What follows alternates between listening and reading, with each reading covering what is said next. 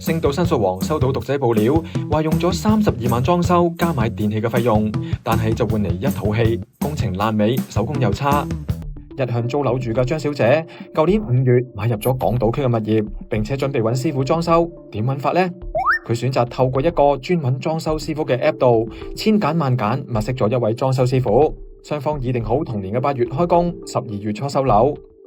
議定簽約嘅條款就係佢32萬就包括所有我全屋裝修啦，包括呢個拆牆起牆啦、重鋪水電啦，同埋換地板啦、全屋大門啦，然後後加工程就係搭棚換窗啦，就38,800嘅。簽訂嗰個係80日工作天就交樓嘅。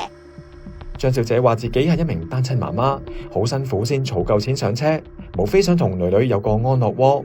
佢買嗰個單位實用面積282尺，而佢喺網上揀嗰位裝修師傅，報價30零萬裝修費，其實冇特別平到，只因為對方用咗好靚嘅3D 圖吸引到張小姐，所以至會揀佢。張小姐心諗，以分期付款方式加埋自己密切跟進裝修進度，以為都穩陣啦，點知都係中伏。12月5號就要收翻層樓嘅，嚟到呢個單位呢，只係完成咗4成樓，跟住同佢傾啦，佢就話叫我俾多寬限啲佢。咁10月31號呢，嚟到都係做多半成嘅啫，佢就話叫我繼續寬限，農曆新年前一定俾到我嘅。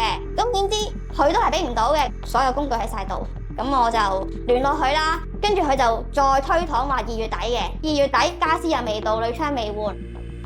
我哋直接上樓睇睇張小姐個單位搞成點。見到成間屋都放滿晒裝修材料同埋工具，好似貨倉多啲喎。浴室位置淨係做咗地磚、牆磚、水喉結具，乜都未有。大家又估唔估到呢個位置嘅用途呢？係廚房啊！電線位未裝好，點放得落櫥櫃同埋家電呢？客廳位置一樣堆滿雜物，電視、電視櫃、梳化梗係未有啦。主人房嘅門框石屎都未做好，自然係床、衣櫃都冇啦。成間屋都仲係布滿灰塵，想搬入去住住先都唔可以。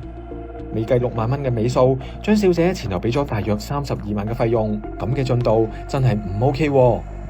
張小姐話，除咗工程做到唔湯唔水之外，佢仲發現裝修師傅對佢大話連篇。訂做家私嘅費用係5萬蚊嘅，咁佢用咗500蚊嘅圖紙嚟呃咗我5萬蚊啦。咁電器係後加嘅，因應嗰個冷氣機嘅尺寸嚟界個玻璃，就唔使揾其他嘅電器行嚟，你幫我訂啦，我真係平啲，咁我不如有贊就訂咗啦。點知原來佢都冇訂到嘅。張小姐對呢位裝修師傅已經冇晒信心，亦都接受單位裝修爛尾嘅現實。佢揾咗公證行嚟檢查個單位，發現工程手工極差，大部分牆磚同埋門框都係空心，廁所洗手盆水喉位冇做到突出嚟，裝唔到水喉上去。用儀器檢查，睇到牆內濕氣好高，懷疑裏面已經濕咗水。窗又唔對稱，唯一做咗嘅就係批檔同埋地板。估計嘅單位只係做咗4至5成工程，價值大約10至12萬。修補爛尾工程費估計要用15至到20萬左右。張小姐曾經向裝修師傅追討，透露對方承認錯誤，應承還翻10萬蚊俾張小姐，但之後又一拖再拖。星島申訴王打過俾呢位師傅，了解整個工程點解會搞成咁。呢啲好多原因噶啦，俾多一段時間我幫佢搞掂佢唔行噶嘛。之後咧佢就揾公證行重咗去，得冇問題你揾公證行咯。咁佢話要求我借翻10萬，我話得冇問題，10萬你都要俾我分期俾你係咪？咁啊我本身應承咗係3月份俾翻佢嘅，但我因為我未收翻錢噶嘛，咁你俾啲時間我啦係咪？我覺得我呢個地盤我真係未收翻錢噶，我收翻錢我即刻賠翻俾佢。張小姐為咗呢單裝修搞到心力交瘁，有工會代表指出，透過上網揾師傅裝修而出問題，近年聽到嘅個案係多咗。有啲就話俾人哋收咗錢又唔見人啊，即係俾咗定金又揾唔到個公司啊，都有咁嘅情況出現嘅。即係為咗貪平嘅情況之下呢，咁反而即係做多咗，嘥多咗啲費用之後，喂唔見人啦。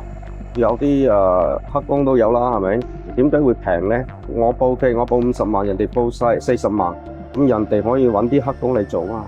黑工人哋一日得幾百蚊，我啲師傅1000幾2000蚊。